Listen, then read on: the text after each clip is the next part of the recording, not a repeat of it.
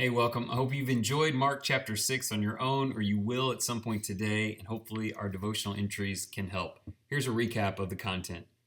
Jesus returns to his hometown, but is not greatly honored there.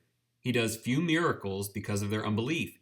He then summons the 12 apostles and sends them out in pairs to work miracles and teach people to repent of their sins. They have wonderful success in the ministry. Following this, Jesus works 2 large-scale miracles. He feeds the 5,000 followers with 5 loaves and 2 fish. And after sending the disciples across the sea in a boat, he approaches them walking on water. The disciples are astonished because their hearts are not yet fully softened to understand the glory of Christ. Between these events, the author Mark records the story of John the Baptist being beheaded by Herod at the request of the daughter of Herodias. So some interesting ups and downs in today's content. This chapter shows the challenges Jesus faced in his ministry. He was the perfect teacher, and yet people in his hometown doubted him. He sent out the apostles, and they did well, but at other times they didn't understand his power to feed the people or the control that he had over the water on the sea.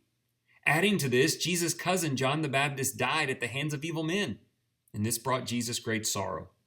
2 lessons emerge. First, Jesus never gave up. He stayed patient and committed and kept going and teaching. And 2, we must carry his spirit in our daily walk. Some will doubt us, while others will support us. Some may leave us. We must keep going in Christ, just as he did for us. Let's see if a few questions can help guide the way. Number 1, if Jesus received less honor in his hometown, what can you expect from the people who have known you the longest? And how will you react to that? Question 2, John the Baptist lost his life in service to God. How does his story give you the resolve to be strong in truth, even when others do not approve? I'm thankful we're not at the point of martyrdom. And then number 3, Jesus was not always pleased with his disciples, but he never stopped mentoring them. Do you believe he has that same patience with you? I certainly do, and I think it would be good for us to thank God for that. Let's pray together. God of patience and grace, it is hard to imagine people seeing your Son in the flesh and doubting his worthiness. And yet, he faced an assortment of doubters and disappointments. We praise him for his endurance and limitless love for people.